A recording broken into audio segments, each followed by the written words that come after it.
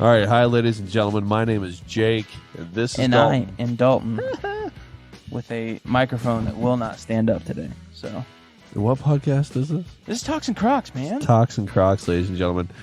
We have been having lots of technical issues trying to figure things out to make this podcast better for y'all. And It's kicking us in the butt. yeah, it's not working Let's out just be too well. nice about it. It's kicking us in the keister. Kicking us right there in the keys. Right in the nads. What is that voice? I've been trying to figure out that voice. I was doing that at work today. I'm like, hello, guys. How you going? I can't figure out what it is. One of the viewers know I don't. Maybe. Hopefully they know, because I'm lost on what voice I'm doing. I know I've heard it before. Yeah. This morning it's just been a little bit frustrating trying to get all this tech stuff to work. So I It bought has.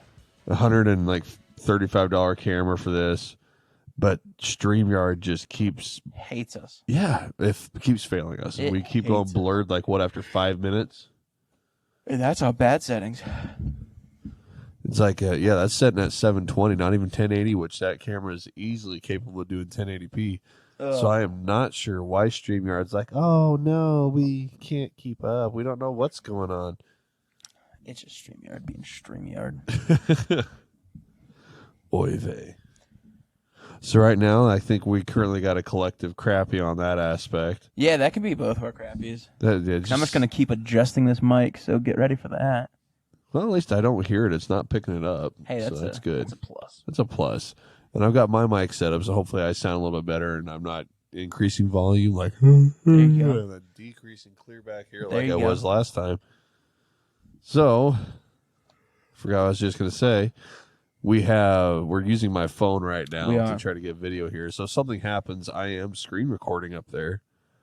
So if something happens and I got to add the audio to that recording, you're going to have a little black box right up here Yeah. if I have to use this one. But hey, just ignore that. Don't be fine. pretend that doesn't Or exist. the red box over there. Right there. here. Right there. La la la la.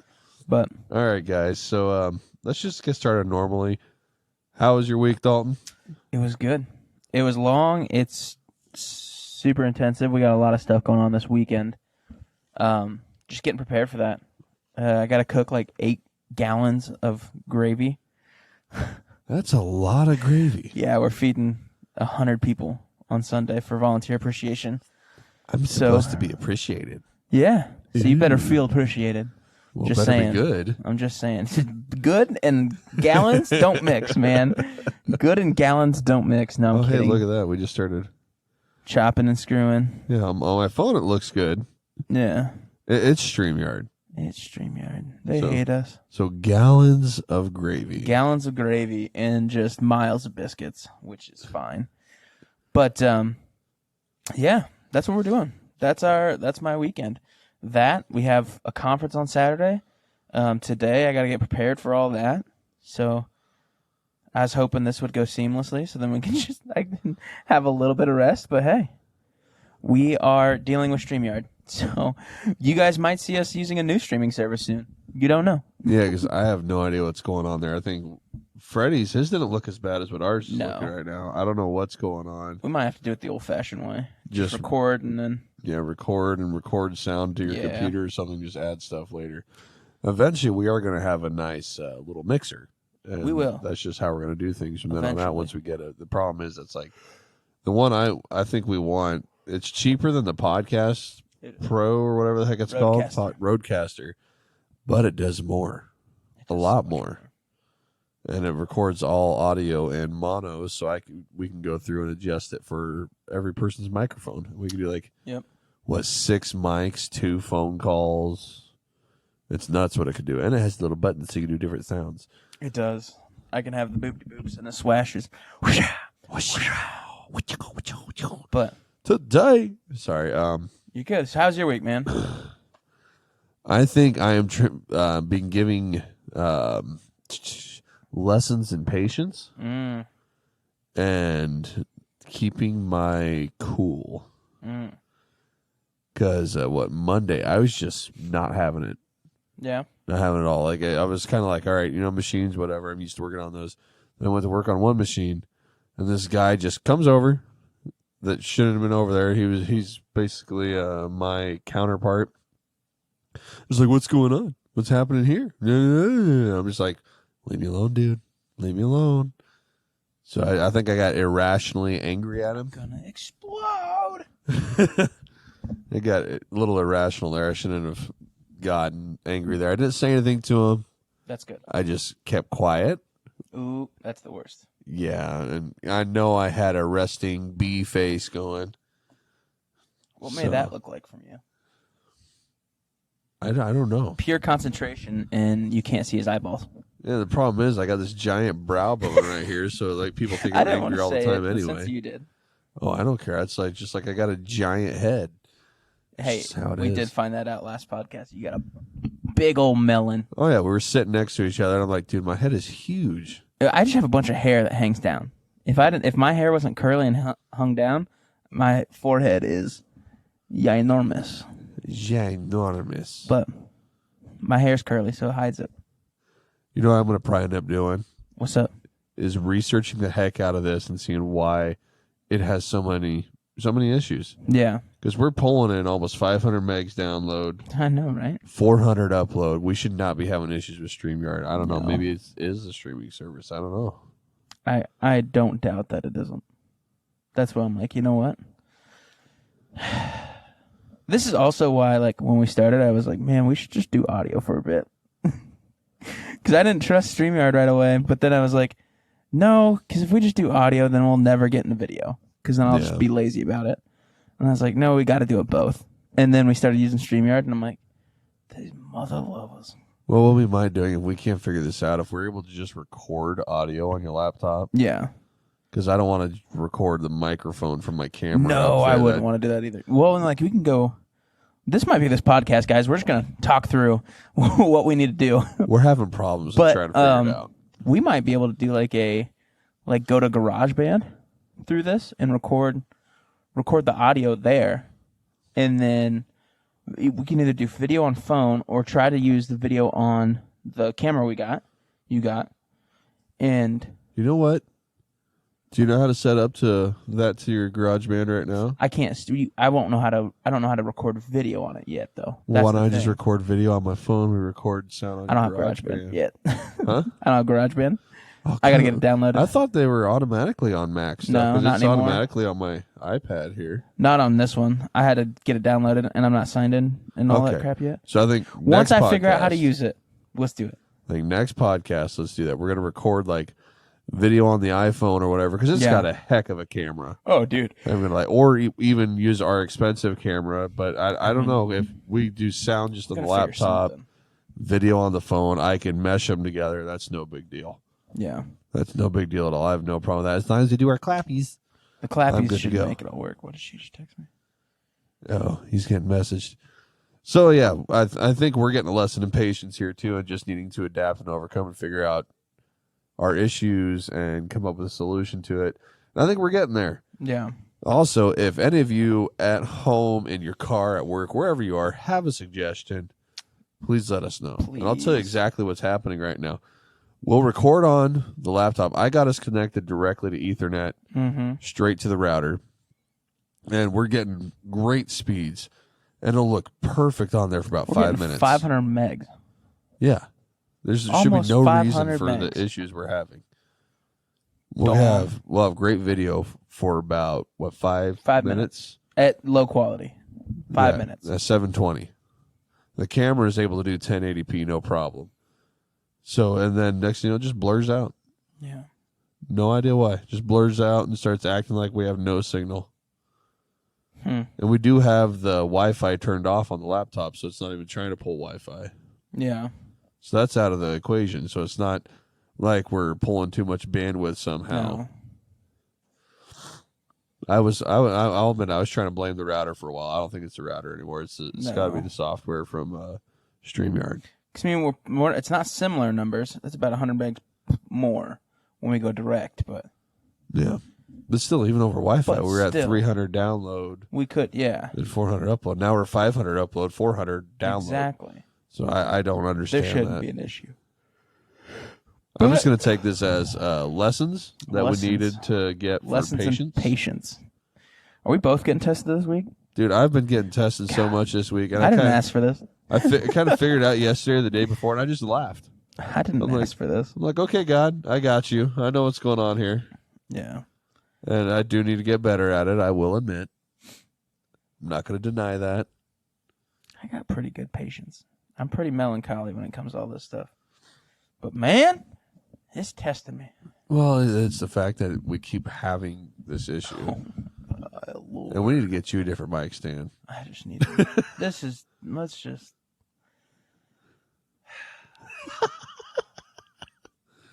Okay.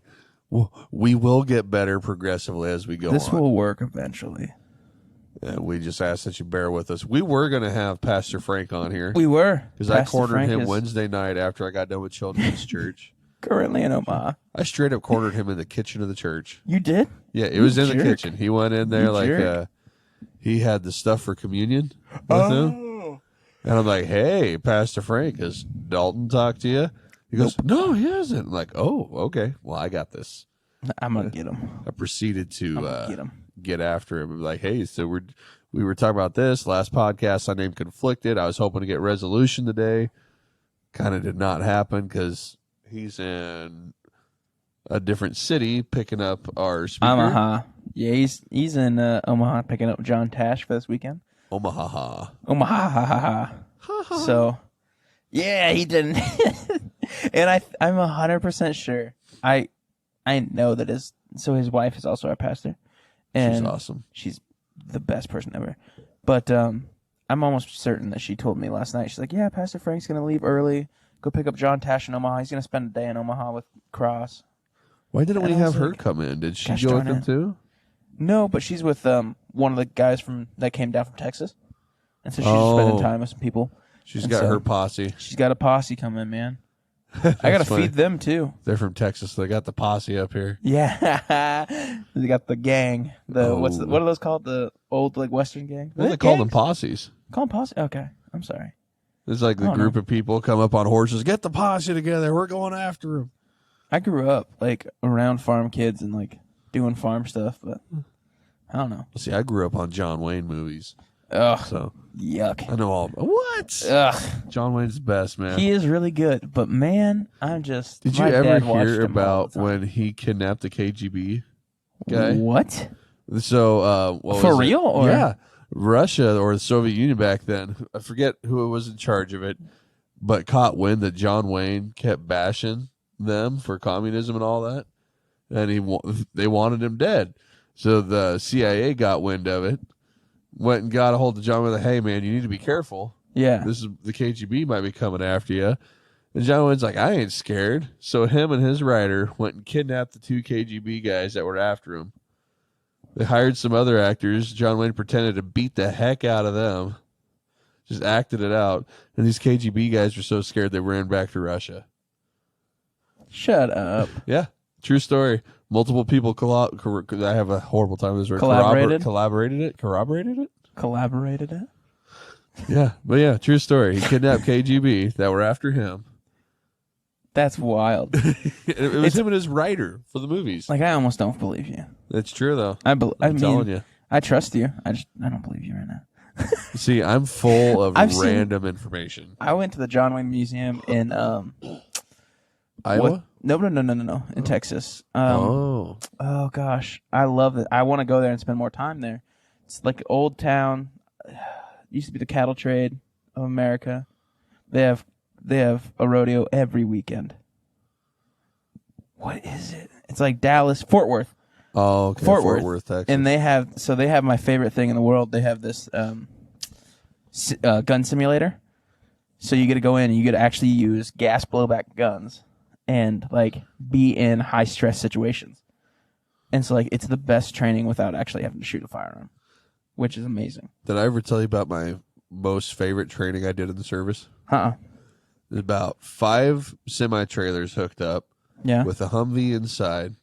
It was basically virtual reality missions with convoys and Humvees. We had our M16s. We had 50 cal machine gun on top. A couple of them had 240 Bravos. And literally, they were running up on you like you got hit and they were surrounding you and you were fighting back. It's like they had the screen set up so well that it looked like it was literally right outside the door of the Humvee. That's you see the sky, wild. see all around you, you can see the ground. That's It wild. was like the best video game ever. Yeah. The one place we went had 3 screens. So one to your right, one to your left, and one in front of you. And man, it was immersive because so I was wearing my watch, and at one point, no, I had a Whoop at that point. So like it was super accurate. Like it was really cool. But like at one point, like I was getting to like the dangerous like heart rate territory. Yeah. And then my wife was with my phone, so my phone like rang, and it was like, "Hey, like sit down for a little bit." But I was having a blast because I'm like, man, like this is great real life training, and so I've actually been studying. I want to open up a simulator. I bet that would make lots of money. Oh, dude. Well, in the cool thing is like you can pack it up and travel, so like you can take it. Like what they used to do is they offered it to churches for free. But their security teams, you come in, get in, and I did a church simulation, because obviously. But it was so wild, because where I was standing, I was like off. Did you hear about that famous Texas church shooting where the guy was like standing off to the side? They recreated that one. And so he's off to the side, sitting down in a pew, and the guy comes in from the back. And I was like, oh my gosh. Like, before, I was like, yeah, I have all the time in the world. I'll be fine. I failed it 3 times. You got to react. I failed it 3 times because I wanted to defuse it. But it does it, and so you don't know what it's going to do. Yep. So the guy doing the simulation, he can say, this is a diffuse only situation. This is a diffuse and shoot situation. This is just purely shoot. And so he would mix it up on you. So I had 3 shots. And so the first one was purely a diffuse. And I was so amped up that I shot the guy. And he had nothing on him. He was just mad. And so I would have went to jail for life there. Yep. And then the next one is defuse and shoot. And so I was so like apprehensive that I just wanted to defuse. And so then nope, he pulled a gun. I was dead. Yep. And then the next one is all shoot. I was like, oh my gosh. Like the emotions. Like if I ever have to do this, I don't think I can. Better have a counselor ready. Oh yeah. Because you're going to need counseling. We did a lot of training like that for the service, and then we did actually like live people training, and we'd use simulation rounds, which are like wax bullets. They hurt a lot. They hurt. Or we'd use like these very high-tech laser tag systems. Oh, yeah. So it was all over your helmet, all over your chest, and every time you fired a blank round in your rifle, it shot a laser out. Oh, that's so cool. So that was awesome, too. But we did a lot of training like that, and it teaches you how to react, because in the service, you can't just go shooting people. No. You have to have a reason, and there's lots of rules. You can't do warning shots. You can't do anything like that. You need to be sure of what's going on. Most of the time, it's like, take them down without firing your weapon. Yeah. But we also did a lot of scenarios where you tried to defuse the situation, that you practice hollering out at them and all that stuff, but then something goes down. Oh, yeah. So we had a lot of training like that, too, especially clearing villages, clearing buildings. That's wild. A lot of fun doing the training, but then you realize too, it's like, this is like real life situations. You got to take it seriously. But yeah, so hopefully they approve my application to be on the security team here. Oh yeah, I put that in a while ago, and apparently they've been talking about it. You know what that means? And they brought that up at the Wednesday night. Brad and Dace were there. They're like, yeah, we're discussing it. I'm like, you just got to tell him that guy's so good looking. We got to have him on there. And Brad goes, that's what I said. Yeah, honestly, it might be what Brad said. No, I'm kidding. He's awesome. Yeah, Brad's great. No, we but were talking about dude, our weeks, but yeah, sorry, we got off. But that's one thing I do want to say out loud. Like, if you don't have an emergency response team at your church, get one. Like, if you're at your church and you're like, man, I don't think we have one, talk to your senior pastor. Well, in today's time, there's so many mental health issues that the government's failed to acknowledge and address. Yep. And they want to blame other things. Well, there's mental health problems. And there's people that shouldn't have guns that get them. Or there's just, there's all these priors or something that they need to be flagged. And I would be totally okay if, in order to buy a firearm, you had to get a license. And in order to get that license, you had to undergo yearly evaluations. Yeah. Like, is this person mentally stable? and then a requirement of a class. I think everybody should go through a class. Yeah, I think in my opinion, to operate and own a gun, I feel this is my opinion. There's no science behind it, but I feel that you should go and do the CCW class.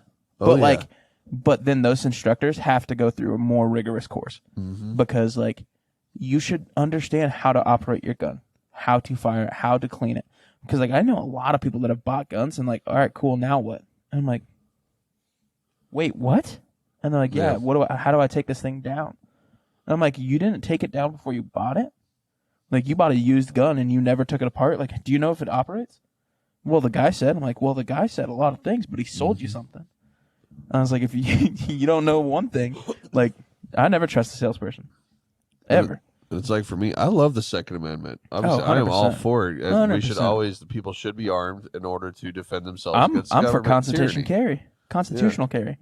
But I think in order to buy a firearm legally, you should have to take a class, get evaluated, and then go for your permit, which then does all your background check stuff. And you have to do that through your sheriff's office, and then they use the federal database. But also the federal database and the state database need to start working together more, and with the local sheriff's offices. Because there's been a lot of shootings that we've talked about this at work a lot. Yeah. Because we have a pretty good conservative, liberal, and also just what are the guys that are in the middle? Independent. Yeah, a lot of independents. But we all talk.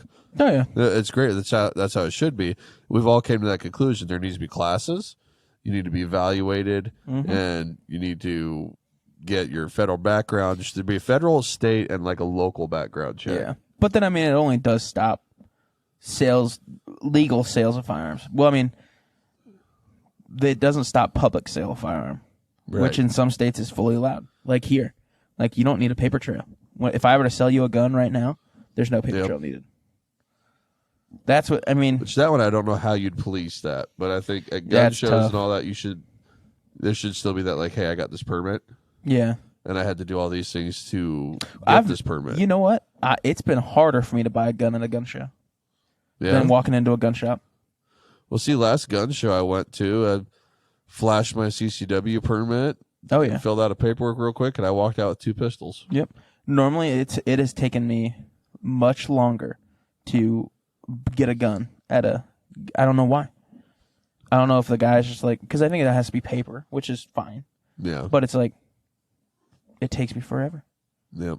See, I know if you go to Shields or Cabela's or something, it takes hours, decades. Almost. That's why I about bought a gun in Lincoln, and then they told me the steps or in Omaha, and then the steps I had to take. Like they had to keep my gun, take it in to the sheriff, and like had to get stamped and all that. I'm like, wait, time out, what? Yeah, it's pretty nuts. I can't buy this and walk out, and they're like, nope. I'm like, well, I guess I'm not buying it. Yeah, but I do think definitely there needs to be more common sense laws around the Second Amendment, but I don't think the government should be able to stop us from owning. But it's like, nope. I do think you should have to have some kind of permit or license in order to buy it.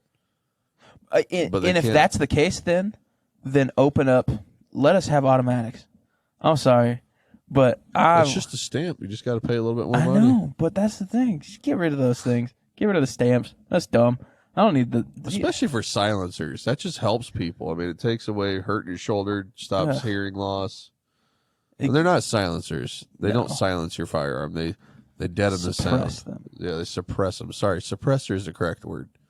But no, like if we're gonna like, there's so many avenues I want to take because like I want a machine gun, but in the same sense of like, or a fully automatic gun, but in the same sense. To buy one, it's so expensive. Yeah, it's like so expensive to shoot. $5,000, and they're not including like shells and like rounds that you have to put through it. Well, like my favorite machine gun in the Army was the 240 Bravo, and that shot the 7.62 full metal jacket. So imagine paying just the semi-auto 240 Bravo is $12,000, and then you're paying for those rounds. And gosh, what's the one that shoots 308? Isn't there one? That's the 240 Bravo. Oh my god. The 7.62 is a 308. My favorite machine gun by far. I mean, I shot the 50, the 240, That's like $20 for 20 rounds. $1 a round. Mark 19 was fun. That's the machine gun grenade launcher. Ugh. That one's really fun. Let me buy a jet. Just let me buy a jet fighter. That's all I want. That's where I'm at with amendments. If I can own a jet, then we're good. Like an F-16? Yes. Oh, dude. I want a Raptor. There's a guy in Africa that got a hold of multiple like crashed MiGs. Yep. And put them together. So Yep. now he's got his own MiG that he flies around. Yep. That's There's crazy. also, it's rumor, but I don't know if it's true. But do you know Q?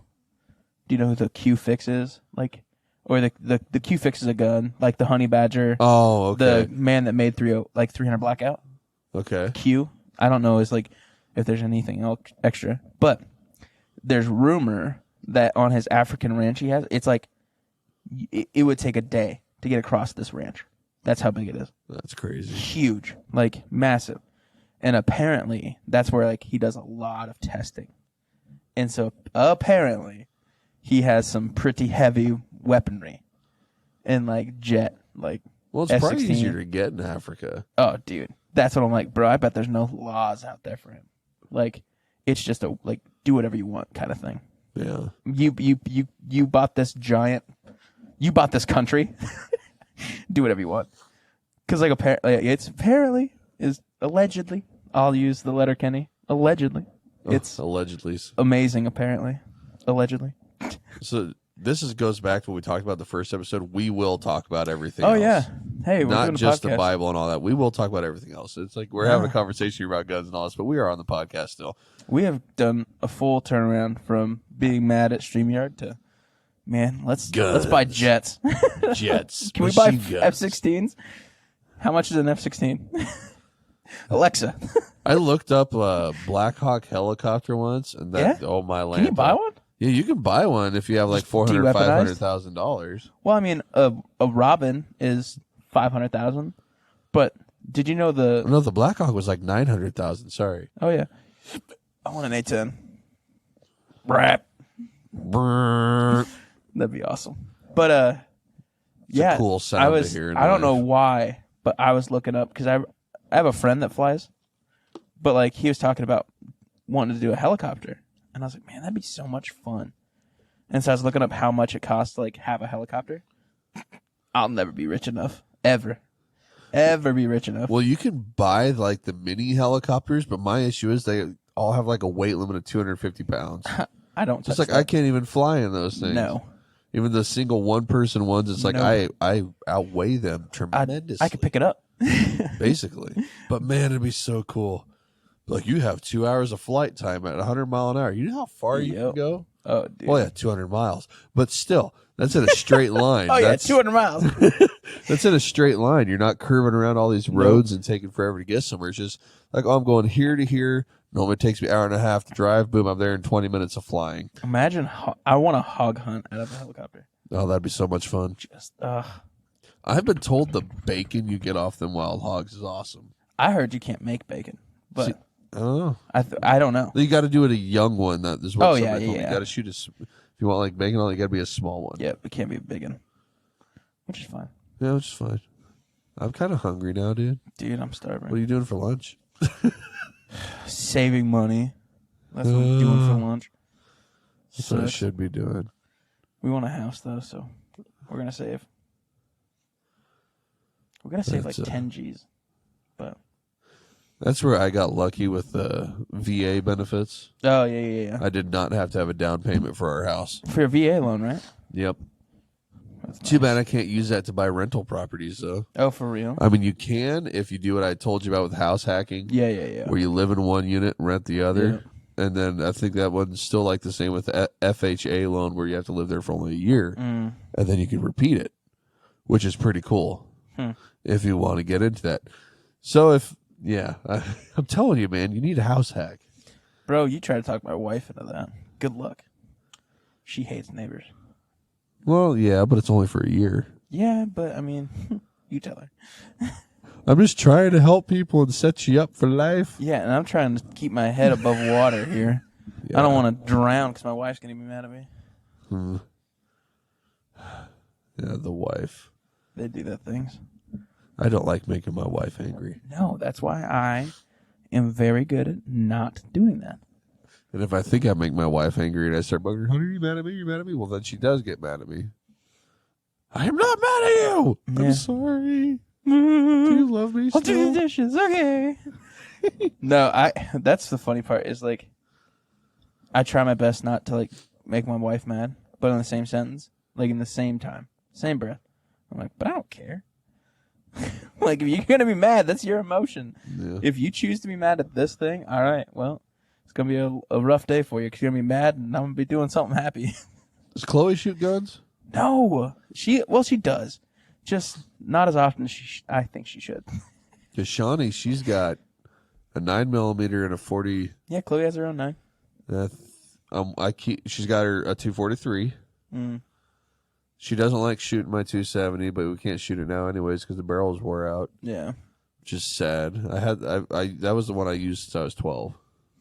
Chloe has a LC9 that she shoots. She likes it. We have 2 LC9s. The slim one. Yeah. She loves it. It's pink. My only issue is All right. both of ours shot low to the left. Yes. Same. Is that what Yep. yours We is? had to adjust. That's why I got the Hellcat because it should be more accurate, It but I is need to pretty get nice. a lot more time Behind it. the trigger on that Yeah. one. My was it? Why'd I just forget what the name of the big one is? XD9. Yeah, my Springfield XD9. Oh, yeah. That thing is awesome. That thing's I could shoot like beefy. 60, 70 yards right in the center just fine.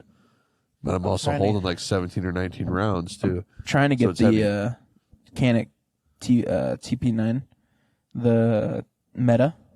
Oh, it's so nice. Huh. It's not. It's a race gun. It's not a carry gun by any means. Oh, so it's a competition But- type. It'd be a great thigh gun. Like if I have it on my thigh. You just reminded me of one time I was in Kearney at Glenwood Corners, that gas station outside of town. I had to work there. You I had did? to work on those things. Oh, okay. Those gas pumps, yeah. There was this little gal. She had been like 4.5 feet tall, Oh, I think I know exactly who you're talking about. but she had the biggest pistol on her hip. Yep. Huge. Had been like Did a she work there? 45. I don't know if she worked there or not. I saw her there multiple times, so maybe she did work there. I think I know exactly who you're talking about. Little gal, Yep. giant pistol. It's like, Yep. Like she had the Henry, Yeah. Henry 45.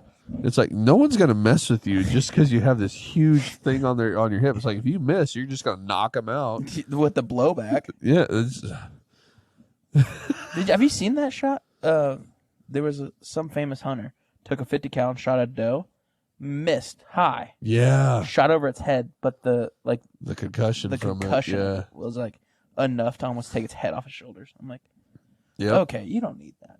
Like No, you that's- don't need to hunt with You don't that. need a deer hunt with that. That's not really ethical anyway. No. Because imagine if you didn't get near the head and just like near the body and wounded Oh. the heck out of it, then there's a lot of like pain there. Oh yeah. You never Be want to ethical. cause you never ethical. want your animal to be in pain that you're hunting. No. Ethical shots, people. Ethical. If you're not doing ethical shots and being a good hunter, responsible hunter, stop hunting or get with somebody that is a good hunter and learn from them. Please, thank you. Sorry. He's looking at his watch. So I don't know if we want to get back on track We here. probably should. Let's see here. I'm going to pull up my show notes. Let's see here. I've got it. Happy crappy. What's your happy? of the Oh, week? happy crappy. Well, our crappy for today is obviously both of our crappy. Yeah, that one's obviously StreamYard, but it seems like all my crappies revolve around work Yeah. lately. I love what I do. I love where I work. It's just some instances with work are just highly annoying, and it's always a machine or two for the most part. Yeah. Like, well, what I can think of right now is this dumper, so it lifts the barrels up and dumps stuff into a washer. We need to put a bigger motor on it, but we can't get one right now. And when it runs a certain part with this barrel, it's too heavy and will pull almost 3 times the amount of amps that this motor's rated for. So You it lost faults. me. The flux capacitor on this Yep. thing. Yeah. The flux capacitor with the warp cord overheats, but I was so lost. basically it faults out up in the air, Oh, okay. so we can't dump our parts into the washer. Huh. to clean the parts out. So then I have to go in there, reset it all, and then it runs just fine for a while. So it's just been an annoying thing. I haven't really had that bad of a week besides realizing that I need to learn patience. So I wasn't happy with myself, and it's like, okay, God, I got you. I get what you're trying to teach me right now, and I need to get better at it. It's probably been one of the worst things I've. Oh, man, about knocked that over. Been one of the probably my worst faults is patience. When I'm fishing, I got all the patience in the world. Bro, when I'm hunting, all the patience in the world. I could be getting attacked by a cougar. I'm like, cool. All right. Kitty. It's a kitty cat. Let me pet you. So, I don't know. Like, I needed patience last night, too, waiting to get those fridges to move them. It's like my mind's like, let's just get this done. Let's stop sitting around. But no, I needed patience there. Yep. I was getting lots of lessons in patience this week. I did too. I unfortunately ripped the desk. So like Pastor Frank had an L-shaped desk in his office that he didn't want anymore. And I thought they took everything off. And so when I walked in there, this desk wouldn't come apart. So I went He-Man on it because I got upset. And I just go, rip. And there was 4 screws underneath it holding it together. Not anymore. But there was. Oh, man. And so I was like, well, I'm already halfway here. So I ripped it off its hinges and I walked it in there. And they're like, so Freddie had a screwdriver waiting to take it off. And like everybody else just like staring at me like, you okay, bud? And I'm like, well, no, but let's not talk about me. Oh, I'm sorry. No. I'm just, the whole scene is playing in my head right now. Well, because desk. I was mad, I think, but I wasn't mad at anybody. I think I was mad at the desk because it wouldn't move. I'm like, when I say move, you're going to move. And just rip. And I was like, oh, oops. Like, I can relate to that last night when we were moving one of the fridges. It was like the pull-out chest freezer, right? Those things are always a pain to get the doors off. Oh, hey, apparently somebody sent me a Snapchat. So you guys are going to see that in the video, too. That was my sister, I think. It said Jess. Nice. Sorry, y'all. It's just screen recording. But hopefully no one sends me anything bad. Don't you do it, Dalton. I won't. I want to, though. But the chest freezers, those are like the pull-out chest ones, bottom drawer ones. Those are always a pain in the butt to get the door off. Yes. Well, father-in-law pulled like 5 screws out on one side. I pulled them out on the other. And this thing just wasn't coming off. It's like there's nothing else holding it on. I was like sitting there grabbing and pulling. I'm like, I could easily rip this apart, but I'm not going to. Not going to. I realized I need to learn patience. So many situations like that where like I grab something, I'm like, oh, I can rip this off its hinges. Uh-huh. And then I'm like, I'll get a screwdriver. Like I could Hulk out on this right now. Well, now Shawnee sent me a message, so that's going to be on there. That's all right. It's not even on my watch yet. Oh, hopefully it was nothing bad. You maybe want to check your messages. Well, it should be showing up on my watch, but it's not. I don't know why. My mom. Why is everybody texting? My mom just sent me a text. Hi, Mama. But it's like, yeah, I could easily Hulk out, rip this off. But you know what? The sun's getting real low. Yeah. So Chris Granley used to do that to me all the time when I get like angry and like have to like when that big tornado came through for a little bit. Yeah. And it just threw tree branches everywhere. Like I was just angry. I was mad because I was up all night and then helped move brush. I had some bad throws. And he just came up to me. He's like, all right, sun's getting low, big fella. Come here. That's awesome. I miss his sermons, not going to lie. He's good. He's a good pastor. He was one of the few men that could make me cry just by listening to him. He's a good pastor. I don't know what I did to this freaking iPad. You just broke it. Well, I put 2 screens together, and I don't know how to work it. You know, all these tech things that you young kids play. Well, it's like it's got the text thing. How'd you even do that? And it's got a your text spreadsheet on there too. So I don't know what's going on. I don't know how that happened. Yeah, you play with it, see what happens. There shouldn't be any dirty text on there between my wife and I. No. Thank the Lord. At least I hope not. No, there shouldn't be. We really don't do that stuff over text message. But is he ever going to come back just to visit? Chris? Yeah, he should. So I'm trying to get him here for my conference. Ooh. I just want him here. But He's then gonna make youth people cry with that one. Well, I don't even want him to preach. I just want him to be here. And then we got some hitters for that conference. Yeah. We got some hitters. I still need to reach out to Dude and Carney. What was his name? Gerald. I still need to reach out to Gerald. But we got some hitters coming. And so these kids better be ready. But he'll come down. He might come down for that. VBS is a possibility still, but for sure in October he'll come back. So he has a big board meeting out in Cozad, and so I'm trying to get him to just stay with me, so we can hang out. Why don't you stay with bro? me? So like that's the funny part is like normally I'm a hermit when I get home. Yeah. Like I like to be away. Like I'm very social when I'm outside of the home. Like I'm extremely social. I try to make sure I interact with everyone that I can. But once I get home, man, I recluse, and I'm shut off. Like, if someone knocks on my door, like, they're gonna get met with a Glock, because I'm like, you bet no one's coming. Like, I don't know what you're thinking, and normally it's just like, hey, can I borrow some sugar? I'm like, yeah, you scared me. But when I get home, like, I just want to be alone, and like, so God's been testing me a lot in that lately, a lot in that, and like. It's not like refilling, because most of my recharges happen in groups. Yeah. But I'm saying that like when I'm home and I like want to be alone and like shut off, it's just me being lazy. Like I want to like just shut out. And it's like, no, like I still have a wife. Like I still have to she has needs. Like I can't just shut down. And so that's what I've been getting tested in this week. How did we even get here? Oh, well, I was talking about how I was being tested on patience. Oh, yeah. So you know how last week you were slowly kept sinking into the couch? Yeah. I was sitting up a lot more when we first started this. I'm just like slowly getting in this corner, just snuggling away. I love and hate these couches because they don't breathe. I love cloth couches. I hate pleather. Yeah.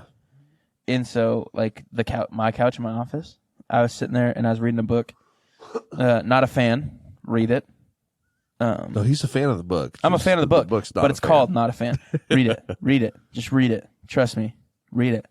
But I was sitting there and like just gradually, so the cushion underneath was coming off, so it fell off of Velcro, and so like it was just slowly sliding forward, and ever so slightly. So like Holly came in to say ask me a question at like 1, and then she went back to her office and said like at 2:30 she came back.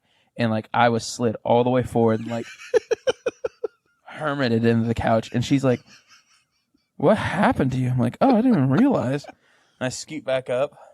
I'm like, what the heck? And so my watcher said time to stand up, and I'm not going to. It's a Friday watch. Chill out. Yeah. As long as it doesn't tell you, like, that therapy's easy. And it does. Mine tells me that all the time. It's like, I don't know why, but it does. It tells me, and it's hilarious because most of the times it happens is when I'm like, sorry, guys, excuse me, bless me, woof. Bless me. Bless you. You nominate Pat Thompson? Sorry. Not sorry. Sorry, not sorry. I'll get to that next. But, I don't even know what I was talking about. So back to what you, bless you, bless me. And so, I watched The Tax Collector this week. With Shia LaBeouf as a, like, cholo. Oh, man. Bro. It's pretty good. Awful, like, acting. But such a good plot. Really? Like, if done well, that would have been great. Like, you knew what was going on. Like, you knew what was going to happen. And so I was like, dang, you guys suck. But, like, acting-wise, like, I love Shia LaBeouf. He's such a good actor. Such a good actor. Like, Peanut Butter Falcon, bro, I'll watch that and cry every time. Never even heard of it. You need to watch. Do you have Amazon Prime?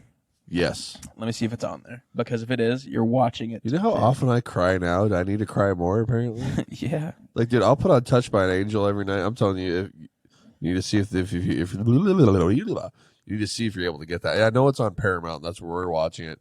Every episode does not fail. I'm like, of which one? Touched by an Angel. Oh, okay. It's an old show, but it went on for a really long time.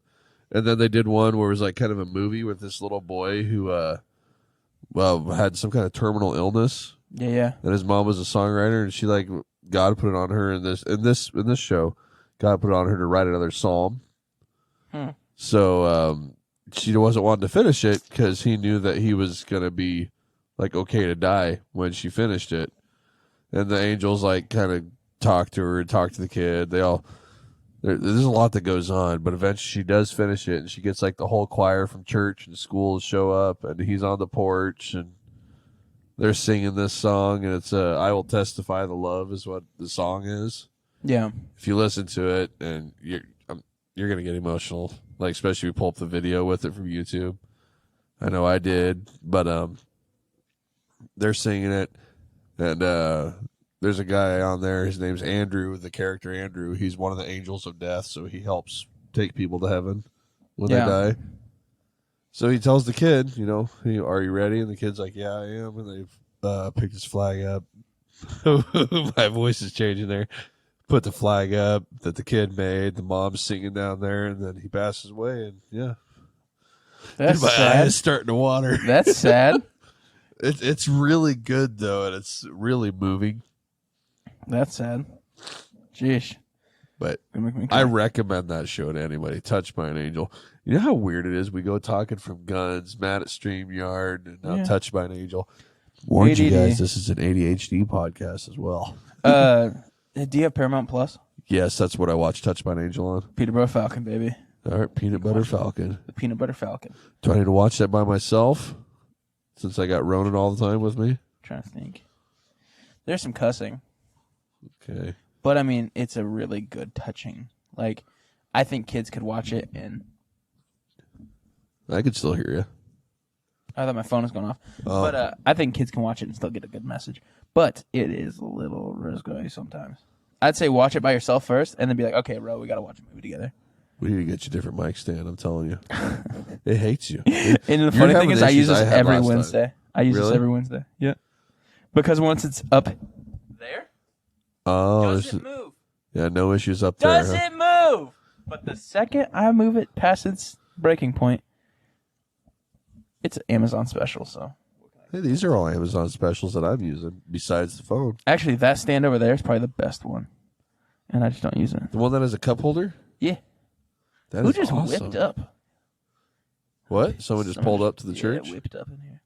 I think they're part. So, like, half the time people pull in, they're just trying to, like, check their phone or something. Or like the time the two cops were chilling there. Yeah. And I was waiting for Dalton to show up, and I'm eating donuts outside. I'm just looking over at the cops, and they keep staring at me. So these are my donuts. You want one? By the way, I love police officers. I got no problem with them. I just thought it was hilarious. I was eating donuts, and these two troopers kept looking over at me. And it's like they were longingly looking at me. It's like, I'm sorry, man, these are my donuts. You got to buy your own. You make money. Hypoglycemia. I need the sugar. You make money. So, yeah. My crappy was machinery, obviously. That's how far we got off? I totally forgot. Oh, yeah. We went way off track there. Yeah. My happy for the week. I kind of realized that I don't know, my emotions are coming out a lot more, and I'm happy about that. But it's like, Shawnee and I keep trying to have another child, and it's not happening, but it's like it's starting to kind of manifest more outwardly for me, and I'm not holding it back anymore. I'm not hiding it in a bottle in a box, putting it in a dark cave and tucking it away. Put it away. Yeah, it's coming out more, and I think hopefully now Shawnee won't be feeling alone with it. So I think it's weird to say that's kind of my happy, but was never emotional at all growing up. Shut everything away, bottled it all up. Yeah. Hid it from everybody, and now I'm finally coming to a point where I'm not doing that as much anymore. Like, I'll control it, but I'm not hiding it, if that makes sense. Yeah. And I'm happy that I'm getting to that point where I'm not overly emotional, but my emotions are starting to come out more. You feel comfortable to feel emotion. Yeah. Where before, it's if I felt emotion, I hated it. Or I'd get extremely depressed. I understand that, yeah. It's either... It's the pendulum. It's either very, very emotional or not emotional at all. Exactly. I'm that way. But, like, it's hilarious because, like, getting my pendulum to swing is not hard. It is not hard at all. Like, that was hilarious. I was just thinking about this. We were in practice, worship practice, and we were getting ready to sing a song, and I just start crying. I'm like, okay, yeah. Wow. Like, thank you for this first off, but like, why? And like, had no reason. She needed to get a good cry out. I was like, all right, cool. Game on. Yeah. No, I had no reason to cry. I don't even remember the song. I think it's Forever. Forever He is glorified. Forever He. Sometimes it's just the Holy Spirit hitting you, man. It is. That sounds so cliche to be heard, but it's true. It really I'm sorry, is. the Holy Spirit does just hit you. Like, I was singing random songs. I probably went through 80 songs in an hour at work today. I believe that. But it was, gosh, what is the song? It's a country song. It's an older one. I remember it from like high school, middle school. I'm gonna love you forever. Well, it's that was last week's song. I love you this big. Oh yeah, yeah. And it gets to a part where he's in a church and he sees Jesus up on the cross. Yeah. And he just falls down to his knees or whatever. He just realizes and it hits him. It's like, yeah, that happens. Yeah. And my voice was starting to break again and my eyes are starting to water again. Bro, just cry already. It'll rip a piece of this couch off. Whoops. But yeah. So what was your happy? My happy for the week, man. We're gonna have a good conference this weekend. I don't get many times to play with my youth worship band because I'm normally getting ready for a sermon, so they're normally up there playing by themselves. But yeah, I get to play with the worship band again, my youth worship band. So I'm so pumped because, man, like when we're on, yep, oh yeah, when we're on together, I'll do this. When we're on together, dude, whew, like I get just waves of emotion because like I've seen these kids. Oh, like every single one of these kids I've had and nor have like been able to speak in their life. Minimum of 5 years. Yeah. Minimum of 5 years. And so like I have such a compassion and like level of grace for these kids that like, man, they could come in and be like, hey, we murdered somebody. Like, we need to talk. And I'd be like, yeah, cool. Yeah. And like I would hold off for a bit. Like before I had to like, obviously as a pastor, like I'm going to turn them in if they murder somebody. But like I would want to talk with them first. Yeah.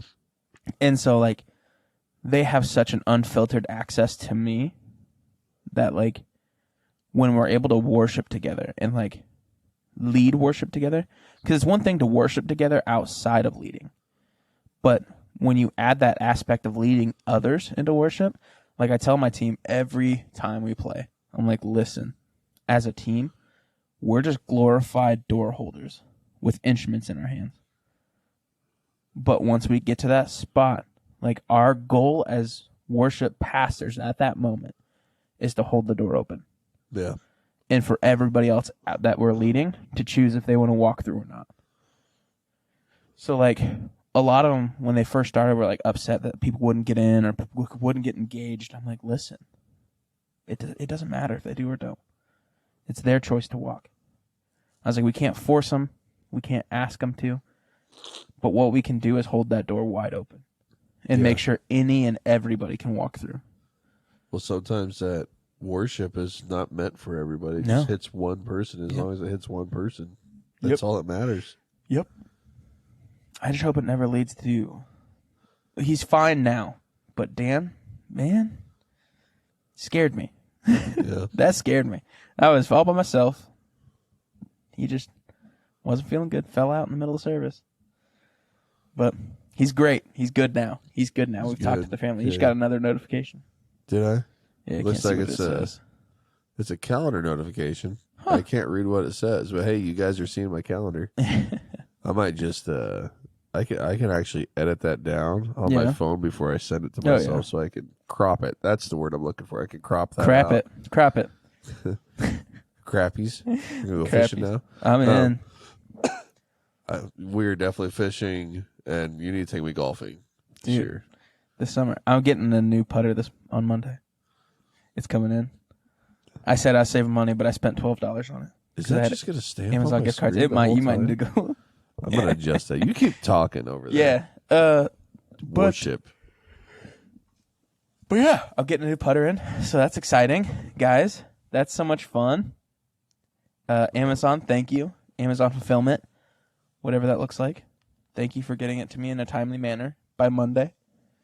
Amazon Prime. Well, that's nice. Prime discount. Let's go. Dude, I've got Prime, but they're still taking a week. Oh, yeah. Ship. Oh, yeah. What happened? COVID. It's annoying. Well, it used to be like, you got Prime, you're getting it next day air without being charged. Now it's like, yo, you're waiting a week. Yep. Minimum. Yep. The vid, bro. I miss being catered to that way. Yeah. Dude, there's a sermon there. There's a sermon there. Is that going to be another lesson in patience? That's a sermon, man. I've spoke upon it. But we in life with the Bible, we remember when you had to toggle the Prime switch on? Yeah. When you had to turn this Prime, you're like, I always want Prime. Now it's just always there. Yep. But before you actually, kids, if you're watching, before you had to click the Prime switch and turn it on. But that's just now. People will come in well, I prayed once about this thing. It should just be instantaneous. God gives it to me, right? I'm well, he's not a vending machine. No. He's not one day air Prime. He does it on his time. And I feel like for me anyway, it's been a lot of answered questions or prayers have been, here's this lesson, be prepared. Yep. And it's your choice whether to learn from it or not. Yep. Or it's your choice to go through this or not. He can't force us, but he's going to present it to us. Pretty good at that. I wrote down a couple questions at work today. I'd be walking. I was, going to ask that question. Go ahead. I was real excited because Frank was going to be here, and we're going to get 3 people answer questions. But no, Frank, I'm going to give you cred tomorrow when I see you. Are you coming tomorrow? To the conference? Yeah, I'll be there. Come on. I'll be in the audience. Come on. I wonder if I should yell hallelujah and then tell Larry, hey, I yelled hallelujah. I've already have 3 times. Well, the past 2 services, I was at baptism for one. The other one, we ended up filling in the children's ministry.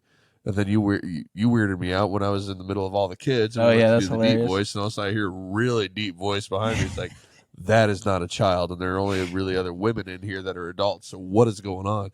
No, and I saw him sitting in the back row. There's another man-child that entered the chat. But so my first question, I think we can both answer these since I don't know if you got your questions written down. I don't. What song gets you emotional every time you hear it? Going to Dr. Google on this one? No, I'm going to Dr. YouTube on this one. Ooh. Professor YouTube. Yeah, I like that better. Professor YouTube and Dr. Google.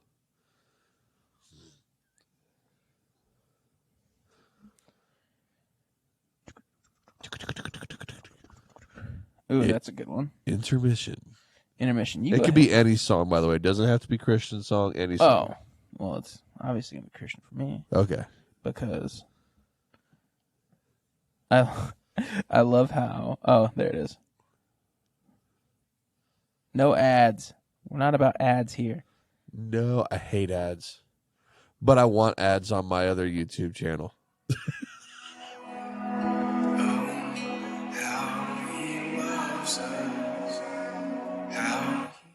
But that's How He Loves Us, or How He Loves, and it's with it's Life Center. Oh, okay, it's not. I thought it was. This is Life Center Worship featuring Gable Price. How He Loves Us / Homecoming. It is familiar. My jam, bro. If I'm you know what, I need to cry right now, I'll pull that up, and I'm bawling in seconds. Yeah. Yeah. And I love how the next one under that video was Post Malone with a cigarette in his mouth. So we'll see what that is later. That's a little different. Gotta love the algorithm sometimes. Love it. I'm looking up a Christian song that makes me cry. Oh, there's Post Malone. Like, maybe what? he went Or Christian. I next don't you know. know, Rob Zombie's gonna pop up. What if he went Christian? That'd be hilarious. I know the Undertaker did. Yeah. Yep. Uh, Jim Carrey. Yeah, Jim Carrey. I posted that to our Instagram. Yeah, I saw that. Yeah. By the way, Yeah, that was get hilarious. on our Instagram. That was hilarious. You posted that. I saw it once, and then it showed up again. I was like, man, I must have like never left the video. And I was like, oh wait, this is my Instagram too. I was like, wait a minute, and it swapped me over because I must like click something, but it swapped me over to our Talks and Crocs one, and so I was acting as us, and I was like, what's going on here? And so that was fun. So, my answer to that question: what song makes you cry every time you hear it? It like before, it kind of made me like all sad, and then now when I became a dad, it had a whole new meaning. It's "That's My Job." Oh yeah, that's a good one. The country song. That's a good one. You know, I'm trying to think of that part. My brain went blank and went to a totally different song. Did it go booty, booty, booty, booty, rocking down the way? That actually used to be one of my favorite songs in high school. Same. I don't know where Google is on this darn I thing. found you, Miss New Booty. Get it together and bring it back to me. A dance club. We're Christian, but we know some things. We have fleshly past. We know some things. What was the song I just said? Huh? What was the song I just said? Oh no. Oh no. It's my job. That's my It's job. my job. I'm looking up the lyrics so I can tell you. Good. Lyrics. That's If we're talking about country though, yeah. Whiskey Lullaby. You know, that's Shawnee and my duet that we do for karaoke. Really? Yep. Oh, bro, it makes me That one and ball. Kid Rock. Picture. Yes, sir. That's everybody's, bro. That's my fave though.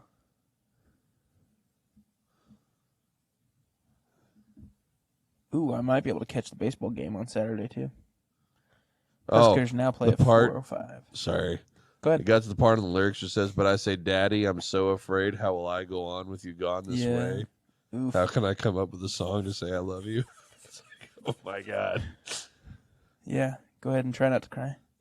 You can't. Especially like you become a dad or you have a good relationship with your father or stepdad or what have you. It's just, it hits different. I heard it. I want to send you that sermon. It's about the prodigal son. It's amazing.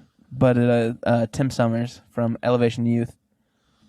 I'm a youth pastor, okay? So I watch other youth pastors. But he does a sermon called "This Hits Different," or "That Hit Different." And so he's talking about prodigal son. It's so good. I'm gonna send it to you right now. All right, sounds great. But no, that started playing yesterday at work. Uh-oh. The guys in the welding booth will just jam out to music, and I'm like right outside the welding booth. And that came on, and I'm just there listening to it. And I'm like, "Are you trying to make us cry today?" it was getting bad. But then, yes, that's a song that makes me emotional every time I hear it now. You're about to get something on Jake's phone, guys. Gonna get another notification. As long as it's not a calendar notification, it goes away. I'm watching my phone now. Seeing if it actually. There it is. There it is. Text message. See if my name's spelled funny in your phone. I think it just says Dalton Church. Hey, that's half of. So I'm used to be really bad at this, but I stopped because it really bit me in the butt one day. But I'll share the experience. But I used to put, if I couldn't think of their name and I felt awful, I don't anymore. If I forget somebody's name, I'm just very honest about it. Because before, like, I thought it was like this big thing. And so, like, I tried my best to remember everyone's name that I met. But you can't. No. You just can't do that. And so, I don't remember who exactly it was. But there was somebody in church, they were talking to me, and they're like, hey, like, take my number down, let's chat about this. And I was like, yeah, no, not a problem. And I was too scared to ask what their name was again. And so I put him in his blue shirt guy. And then I had another instance. So then I was like, oh, dang. Okay, cool. Was it Ryan Reynolds? No, Sorry. I wish it was. You know what I'm referring to, right? Yeah. Okay. Free guy. Yeah. But then there was another incident where I was at a different church and someone was talking to me. And I again, got scared and didn't want to put their name in. And so I was like, well, he's wearing a blue shirt guy. So I had 2 blue shirt guys in my phone. And so I was like, well, the only way I can remember them is they had blue shirts on. So like when I needed to call them or do something with them, I was like, oh, just text blue shirt guy. It bit me in the butt when I was talking to someone from Kearney about something happening in GI. And I was like, hey, do you mind help me pick this up? And he's like, yeah, not a problem.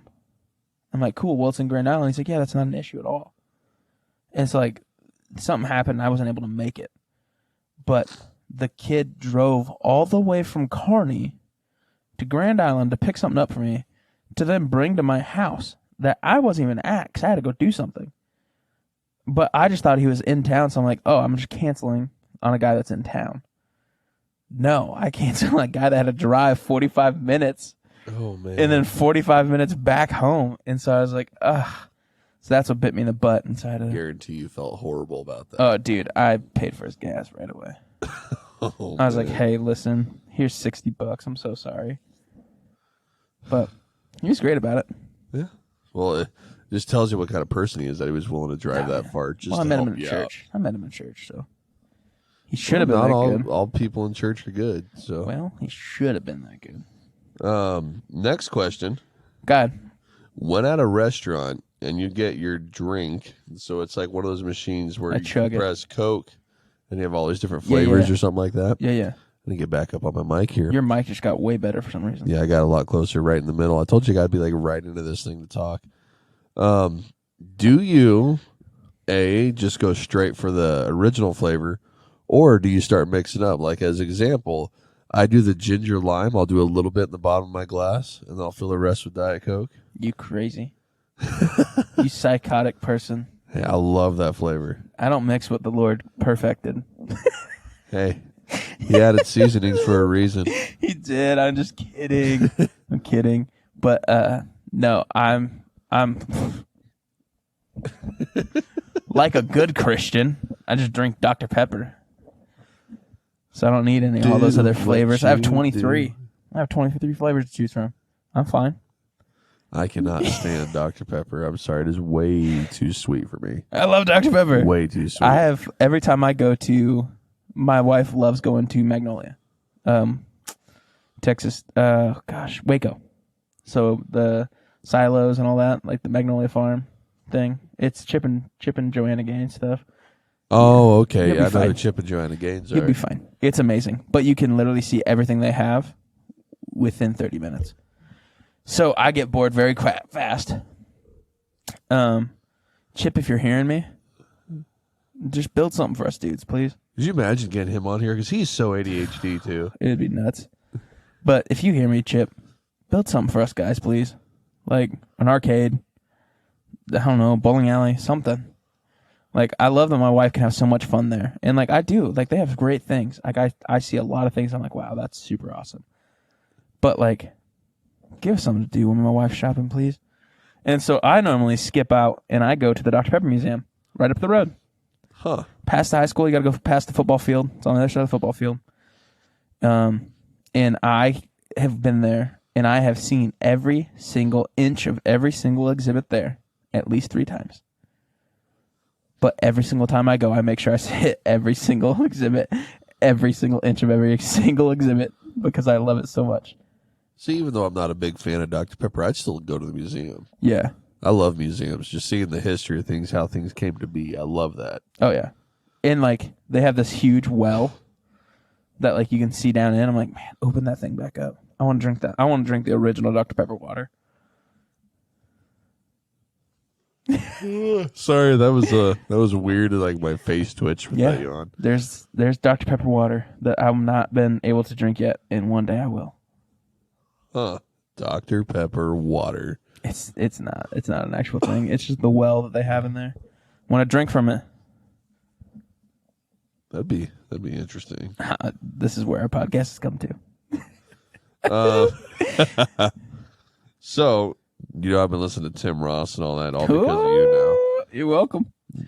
There's something I heard, an acronym. You're welcome. Brought up HBO. Yeah. I've never heard it before. Hear God, believe God and obey God. Mm-hmm. Then he says, these are the secrets to success. And I was just like driving in my car, I was like, oh, like, holy cow, that's speaking volumes, man. So simple, yet so crazy. Sorry, my watch was trying to play. And then I was listening to while I was cooking the other night. I had Mike Todd sermon on. I need to send this one to you, but it's long. Which one? He's at a youth conference in Texas. Yeah. And he brings up how the Holy Spirit is our advocate. Mm-hmm. How Jesus had to leave physically so our advocate could come. Mm-hmm. And like I started like tearing up multiple times through this whole thing, but he made so much sense. And he's talking about, he's got a weight bench there. He's benching and he puts on this last weight. He's like, when you can't feel like you can't take it anymore, you start praying, and then boom, the Holy Spirit's coming out to help you, give you the strength. And this guy came running, obviously, to help him pick up this weight. Yeah. And he just started going, just like kind of demonstrate what you could do if you have the Holy Spirit on your side as your advocate. I was like, wow, that's pretty amazing. He's kind of cool. Mike Todd and Tim Ross, those are different breeds, man. Do you know that they're like really best friends? Well, yeah, because he had them on an early podcast. Yeah, on an original podcast. Yeah, on the basement. Yep. So Mike Todd, Tim Ross is Mike Todd's mentor. I'm like, dude, that's your mentor? You got some good things going on. It's a heck of a mentor to have. Yeah. Like they were talking on the basement, he's all like, he just told me to come to the house. Yep. So I'm like, I did. Middle of the week, just went. Yep. So Tim Ross met him in a baggy shirt, camo pants. Yeah, he's like a 4 or 5XL shirt. And I imagine Tim Ross not a big guy. No, he's tiny. Itty bitty guy. And so he's wearing these giant clothes. Yep. It's just hilarious to imagine it. Yeah. I just wrote down all these things. I'm just going to read them out. Go ahead. The company you keep calibrates you. Be careful who you keep as company. That's one thing Tim Ross said. Man, that's a good old one. That's like bad company corrupts good character. Well, kind of that's thing. So true. It is. It's an old principle. People like, that's one thing I love. Teens come up to me, they're like, we want you to preach something new. Preach something different.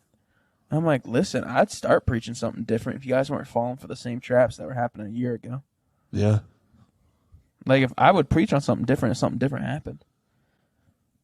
Nothing different has happened. Right. So I'm preaching about the same thing because you still need to hear it. Well, it's like you get around people that aren't going anywhere, just feel like they're just comfortable where they're at. You're going to become that way. You're going to become stagnant. Yep. You should never want to be stagnant. Get with people that are trying to move forward, get better with their lives. Yep. And that's something that I've had to do. There's a lot of people that I called friends a long time ago that I really don't talk to anymore because it's just going to hold me and my family back. Yep. And got to drop some people sometimes.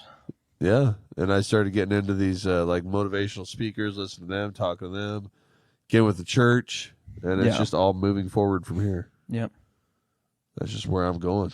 I'm recalibrating our lives by recalibrating the company I keep. And then one where he brought up, God will wait until your flesh dies before giving you what your spirit needs, which is pretty self-explanatory. Yeah. But in case you're not Christian, you want to explain that, Pastor? One more time. God will wait until your flesh dies before giving you what your spirit needs. Your flesh and your spirit are two different things. Yeah. So your spirit's not attached to your flesh.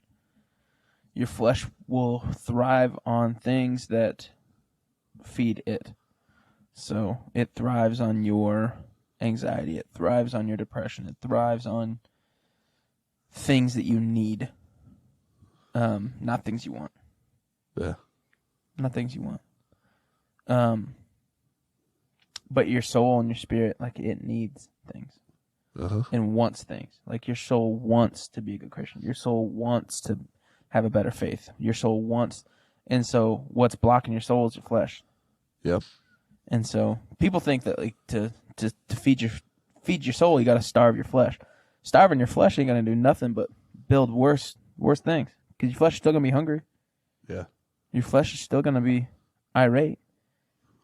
You got to learn to overcome your flesh. That's tough. But that's my explanation. Like your example. Yeah. Okay. A lot of people that Tim Ross brings up the addiction to pornography a lot. Mm-hmm. That's a fleshly addiction. It is. His soul knows it's bad. Yep. It doesn't want it, but his flesh wants it. And that happens with a lot of people. Oh, yeah. It's like you want something. Happens to pastors. Mm-hmm. Well, he's a pastor. Yeah. Huge one. Huge following.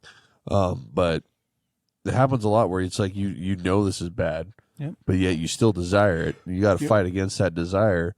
It's like your soul knows what a sin is. Yeah. Oh, yeah. Sometimes you don't even realize it's a sin. It's like, I got a bad feeling about this. I shouldn't be doing this. If you do it anyway, you're falling to your flesh. Yep.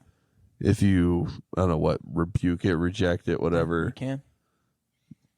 You know, just flesh dying. You're defeating your fleshly desires. Yeah. And I've come to realize that it's like inside, you get that feeling from your soul. It's like it knows what's good and what's bad. Mm-hmm. Just start listening to it. Yeah. Instead of trying to listen to just what your brain is, trying to be all logical with something, maybe sometimes listen to what it's telling you. Listen to what your soul speaks. It wants chicken and gravy. That's what my soul wants right now. Wants a chicken fried steak. With mashed taters. With some country gravy. Some mashed potatoes. Oh, you know what? I'm going to go on breakfast route. Some eggs, some hash browns, some bacon, a couple pieces of toast. Yes. A tall... Yeah, that's just... that has no bad connotation. That is just toast. But for those at home, we were playing a game, and one of our friends couldn't figure out how to mime toaster, and so she did toast. And we all laughed for 10 minutes straight. It technically looks like a toaster, but, ma'am, it did not. But what I'm back at, what I was thinking, I want breakfast now. But, yeah. Well, where could we go to get breakfast for lunch? Perkins. Tommy's. Try to save our house, Jake. Don't tempt me. I'm about to go home and have leftovers. I'll buy. No, Jake. I'm telling you, I'll buy. No. I ain't got a problem. Don't you do this to me. Come with me. And come with me. I just in a world of a world of eggs and bacon. No. I'm being a good boy. I've realized how much I've been eating out. I was like, yo, no wonder I'm a big boy. Like, I gotta quit that. And so I've been trying to eat more healthier and at home. Yeah, I noticed that last Sunday. Yeah. You guys had your Tupperware containers of healthy food, and here I am. Jimmy John's, baby. But that Jimmy John's looked banging. There was only one issue. Huh? You put a little too much sauce in a couple I saw spots, that. and the bread I saw got that. soggy. I saw that. Soggy bread. Can't then, do it. But then you made me so hungry for Jimmy John's bread that on Monday I went in and bought a day-old loaf. So good. So good. I like their bread, but I'd almost prefer the Italian herb and cheese from Subway bread. Yeah, you got me there. That's like the top-notch bread That at is Subway. the bread. That is the bread. When someone's like, go grab a loaf of bread, I'm like, that's the bread. Oh, yeah, I could eat that. that alone, I could eat that. Fresh, too. Like, I want it, like, fresh out the oven. They need to make a Fresh and candle hot or out the something where it kitchen. smells like that. They I'm gonna be do. hungry all the time. So maybe They not. probably do. I bet you. I used to work at a, oh, yeah, guess what? Pastor worked at a bar. Before I was a Christian, I was a security guard at a bar. And was connected to them was a Jimmy John's. They made bread at 10, 4, and 8. And so I came in at 4 and I'd leave at like midnight. And I'd have to smell bread like 3 different times a day. Oh, it smells so good. I imagine it did. And so every day I left, I was like, I'm going to go to Jimmy John's. I just scrolled up on my notes here, and Yeah. it's another Mike Todd statement Uh-oh. where he's talking about where people are saying, well, nothing bad happens to me. Well, then he responds to that going, the enemy doesn't bother you because you don't do nothing. Ooh. Ooh. That's what I was saying when I was talking about that with the help my own belief stuff. Yeah. We're doing the right thing. Yep. If he's giving us these issues, just like we keep having these issues with StreamYard and all that, maybe he doesn't want people seeing that we're real people. We're real dudes. Keep Christian hidden. Yeah. Keep it hidden from the world, you know, but he's fighting against us. But like I said in a little excerpt on that podcast, I did a little deal like kind of explaining why I had to delete 50 minutes of video. Yeah. I said we are spiritual warriors. Yeah. And I was a soldier as well, so we will adapt and overcome. Yeah. He can't stop us. You won't. So yeah, if you feel like, oh no, nothing bad's happened to me, why would I, trust in God, believe in God, or what Satan doesn't exist because nothing bad's happened to me? The enemy does not bother you because you're not doing anything. You're not doing anything for him to be worried about. He likes what you're doing. You're not doing anything. Boom. That's exactly what he wants you to do. Yep. This is exactly what he wants you to do. Time to start fighting people. No, I'm kidding. Kidding. Round 1. Ready. Kidding. That's really good, though. Yeah. I feel like you've been practicing that. What? The voice? Yeah. Oh, yeah. 1 minute remaining. They need to bring that voice back. They do. The old Halo Reach and all that voice. And just make it different, like Snoop Dogg could say it. Like, I love... Yawn. I have NHL 20, and Snoop Dogg does commentary in it. And it's the best thing ever. It's like, yo, dog, pass me the puck. I love when he was doing the Olympics. Yes. Yo, man, that horse, he crip walking, bro. Yep. He crip walking. Or he came on set and had that giant book, and they didn't give Kevin Hart that at all. Yeah. And so, like, Kevin Hart had to improv, and they're like, and he's like, yeah, so we're talking about cricket. And, like,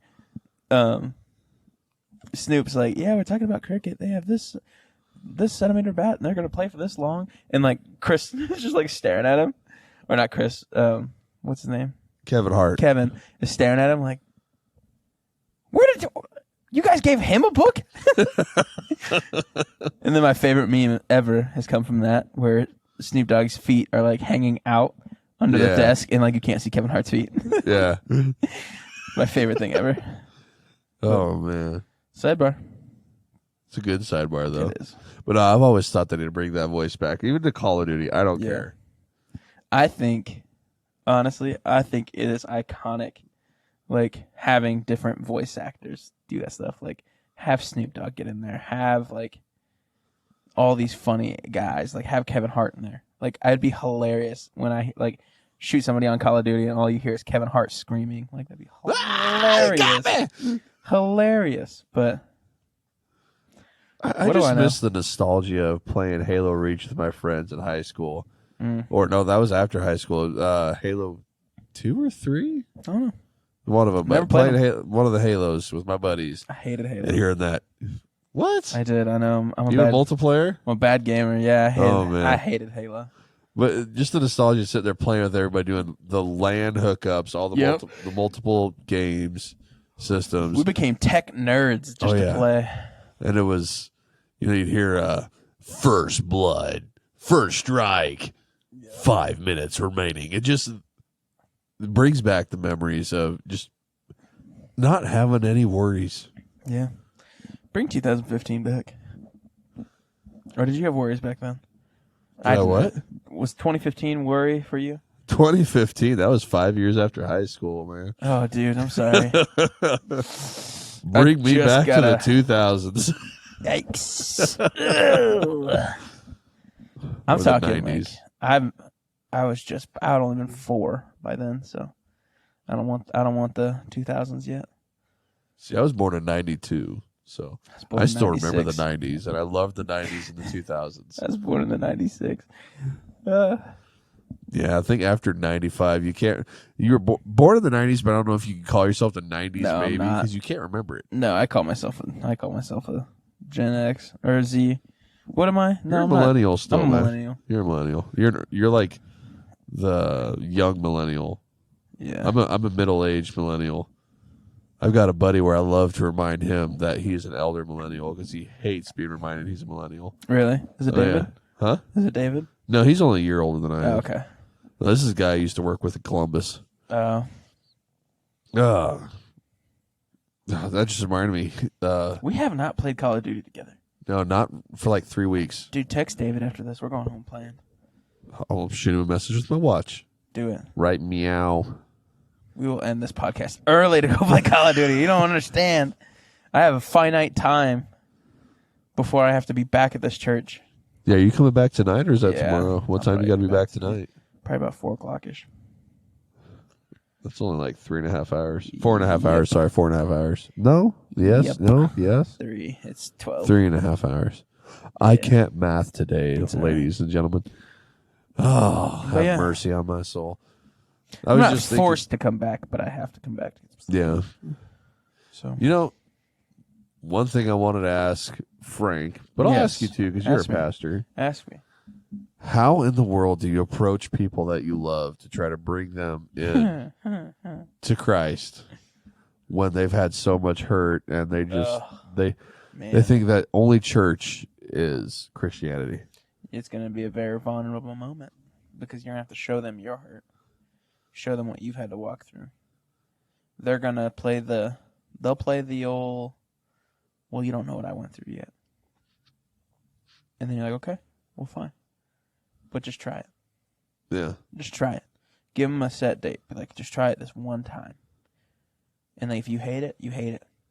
Offer them buy food. Be like, hey, come by. I'm going to buy your lunch. But you got to come to church with me. What if it's a sibling? Yeah, same. Yeah.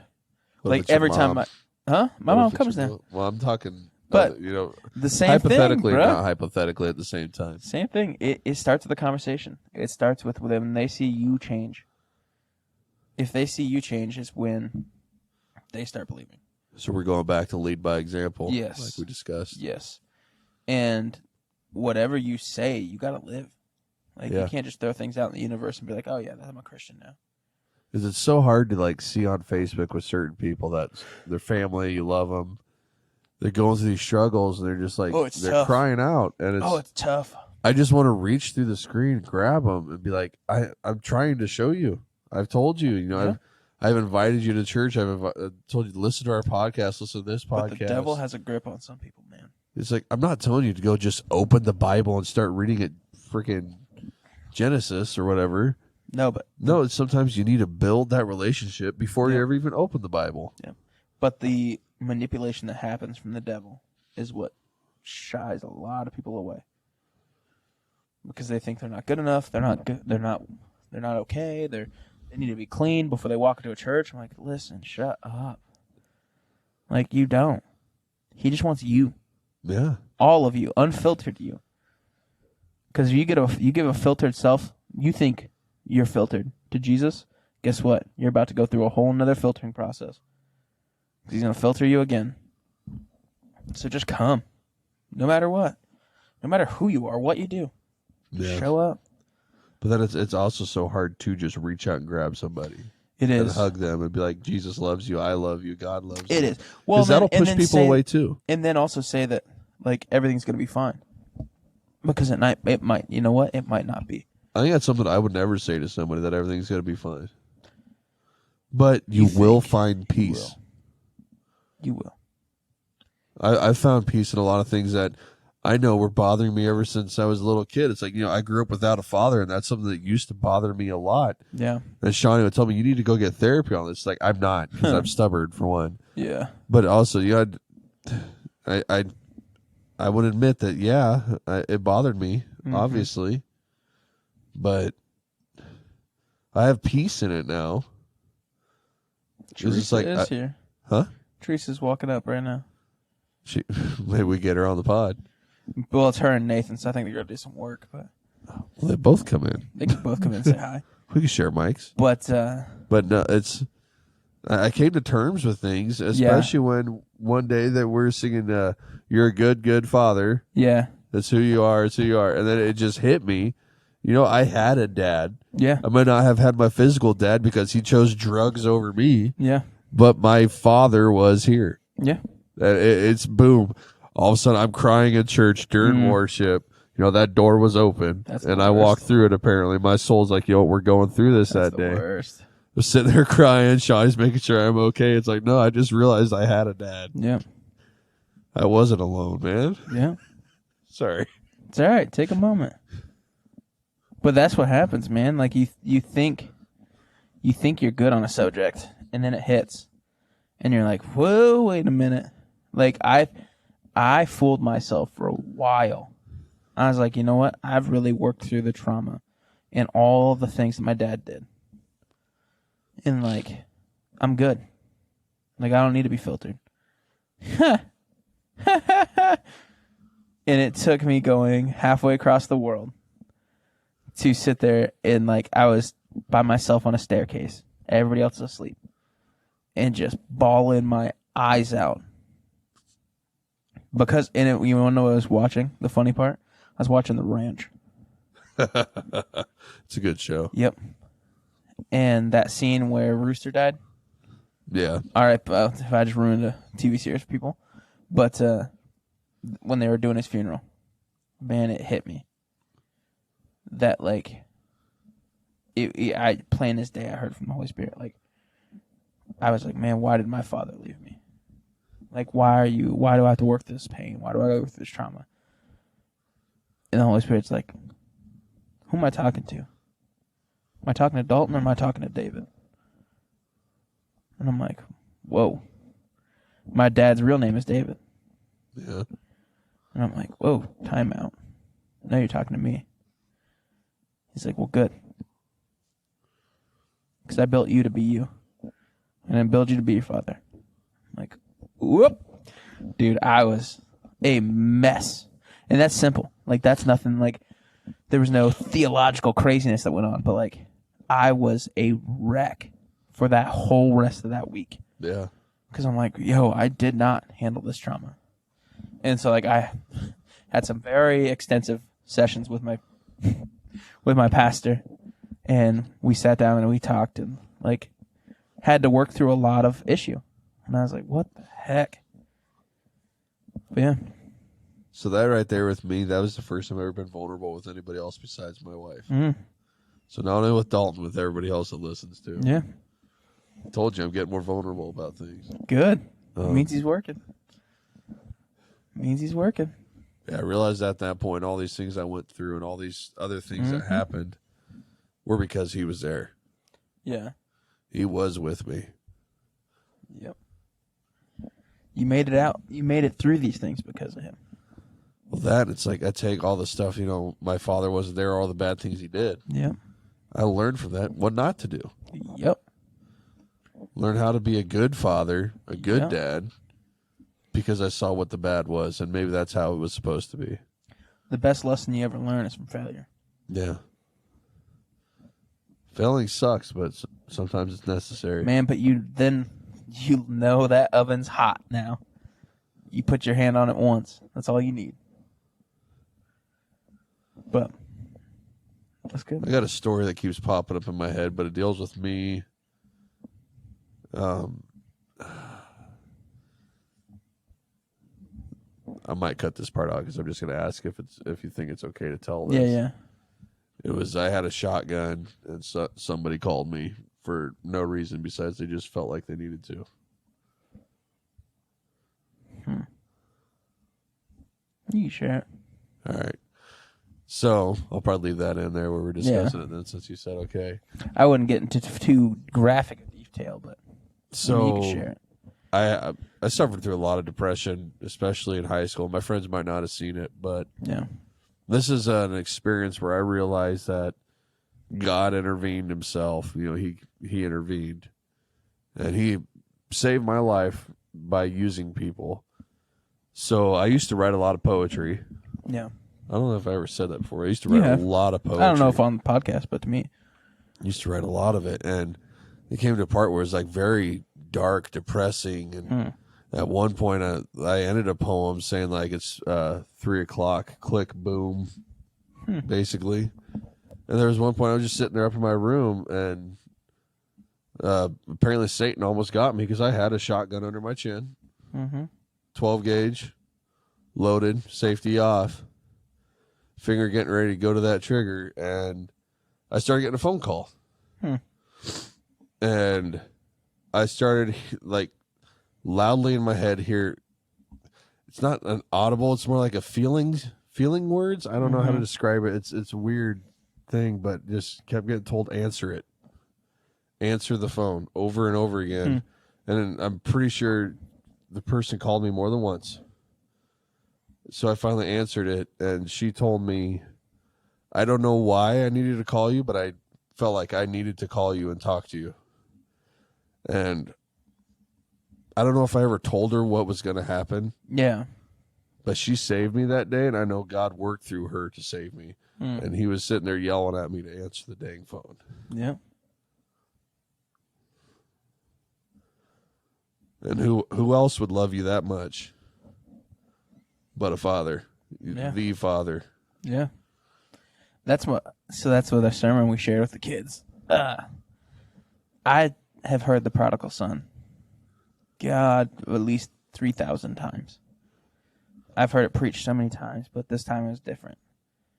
So he was talking about the prodigal son, being the prodigal son, doing his thing, ask for half the inheritance, leaving. And like everybody normally gets stuck on prodigal son, the son that left. Yeah. And like that's where they rise. Or they go to the brother, the one that stayed. No one ever talks about the father. Yeah. How the father never left. The father stayed the same. When he asked, he gave him exactly what he wanted immediately. Father never changed. The brother stayed, but got mad when they had a parade, but could have had the same thing. No matter what, could have the same thing when he wanted it. Yeah. But never asked. Just continued to be mulled about it, cried, was upset, but never did something. Like, that's for half of our Christian walk. Like, man, are we the ones that walk away and come back and everybody praises that, oh, God, we're just glad they're back? Because their walk just started. Or are we the ones that come every Sunday and sit there but don't have a relationship with the Father, but he hasn't moved? But we've yet drifted further and further away. But the Father is still being there, ready to run, like ready with open arms and ready to pick up the robes he was wearing, which was a very not good sign back then. Pick up his robes and start running to you. Yeah. When you're ready to turn and run with him. And man, like, I was like, okay, yeah, he's going to talk about the prodigal son, whatever. And then he started going in about the father. And I was like, whoa, time out. Like, this might not have nothing what to do with what you shared, but like, sometimes there's moments in our lives where, yeah, we're the prodigal son. We leave, we run, we go do what we're told we are not supposed to be, but we need to experience it. And then we're the son that stayed. You just did the motions, fed the cows, cleaned the house, got fed, went back home. Or you the father. Or we're either two. We're never the father, because the father's the father. But he doesn't change. He stays the same. And so it's like, dang. It's just wild. A lot to think about that. And I don't know why I felt like I needed to tell that story. It was just kind of pushing on me. But I know I told Shawnee that. I haven't told a whole lot of people that, but now apparently I might have told millions. You just told thousands of people. Yeah. But I thank her. I thank God for it. But I don't know who needed to hear it, why you needed to hear it. Just know that But you heard it. This is not the end. Nope. Don't let Satan win. Reach out to somebody. He will put those thoughts in your head. Yep. He will manipulate you. He's a great manipulator. You don't have to go always reach out to a clergy or church or anything. Nope. Just some random person that was just like kind of that was a friend. Doesn't have to be a best friend, but we were friends. Yeah. Reach out to somebody. There was one time I talked to a girl I didn't even know because my cousin called me. Mm-hmm. It was like, dude, this girl is going to commit suicide. I don't know what to say. Here's the phone. And I talked to her for 2 hours and talked her out of it. It could be someone you don't even know. That's wild. Just know this is not the end. It gets better. That was God making you return the favor. Apparently, because that did happen after. Yep. It's like you get that feeling of stop. Like, especially if it's, I say loud. By loud, I mean like strong. It is loud feeling, stop. Listen. But your soul is also going to know what's right. Why? Because God gave us our souls. So I think we need to listen to it more. Yeah. That's just insane to me. I was sitting there, phone ringing, and it's just yelling at me, stop. I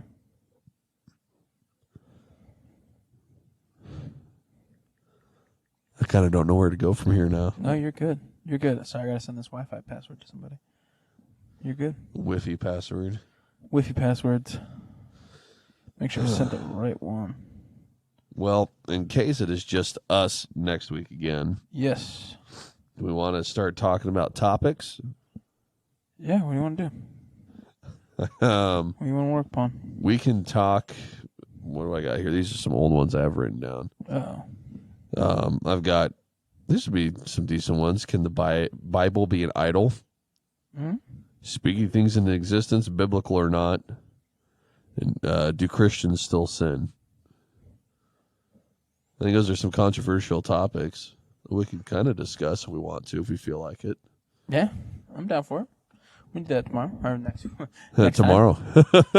Not tomorrow. But if you guys want like certain topics talked about, yeah, please send it to us. I would love to get feedback. We've only had one weird comment, which is nice. What it was on a reel. A guy posted as if he was angry. As if. Sorry, all right, old guy. It's like a '90s movie. Yeah. Well, there's angry people out there, but you know what's something that Tim Ross said he does now with comments like that? What's that? Likes them. Yeah. I'm like, that's very passive aggressive, but it's awesome. It is. I don't know if I can do that. I don't like being passive aggressive, but it is kind of funny. Yeah, it's like, oh, thanks, but I hate you. Oh, I love you. That's Jesus right there, man. But you sent me a reel that I never opened. I did. Oh, I've seen this one. Yeah. Which one is that? It's the scream. Oh, the metal deal. The preacher, Yeah. he's going on and he just says, ah! Yep, that guy. That guy. It's awesome. I actually listen to that multiple times and I show people at work. But yeah, so guys, if you got topics, questions, please shoot them towards us. We are on Facebook, YouTube, TikTok. I have a Twitter for us, but I haven't done anything with it. I really haven't. Slide in our DMs. Yeah, Instagram. Appropriately. Yeah, appropriately, please. I know I'm good looking. Hey, you know it. Got me. All right, get rid of that pride or whatever that is. But, yeah. Hit us up. Is this how we're ending? I think we're ending now. Dope. But we have, check out our email too. Send us email on there. Email. talksandcrocs@gmail. It's on the screen. Talks and Crocs. You won't just miss add it. at Gmail. Fairly simple. We haven't got any emails yet. We will. Email us. Text Even us. if you see us in person, but you don't want to bring something up, email it to us. I don't care. We'll or discuss if you know it. us, just text us. Yeah. Text. Yeah, we have a lot of people that we actually know that want to be on. We should definitely start going through that list. We need to get some tech stuff figured out too. Yeah. But text 65888. No, I'm kidding. And order now. Only $19.99. 18 years. With 8 easy payments. $4.99. So we are going to end this podcast. We love you. We love you guys. Why don't you start the prayer this time? We forgot to pray at the beginning of this. We did. And I feel bad about it. It's okay. We'll pray for that end. You start it. So Father God, I just pray that this week goes better. That this weekend is blessed. It's about to be blessed, but God, I just ask for double. I ask that you have your hand in this weekend, and whatever happens, happens. In your name. God, I thank you for all the lessons this week. Multiple lessons in patience, multiple lessons in keeping a cool head and maintaining ourselves. I pray that someone gained something from this podcast. Whatever they needed to hear, I pray they heard it. I pray they take it to heart. I pray that if they need to reach out, they reach out. Yeah. You are there. You are always with us. I thank you for everything, God. Without you, we are nothing. With you, we can do anything. We are everything. I love you. Thank you, Abba. In Jesus' name I pray. Amen. Amen. All right, we love you guys. We will see you next week. Bye. Bye.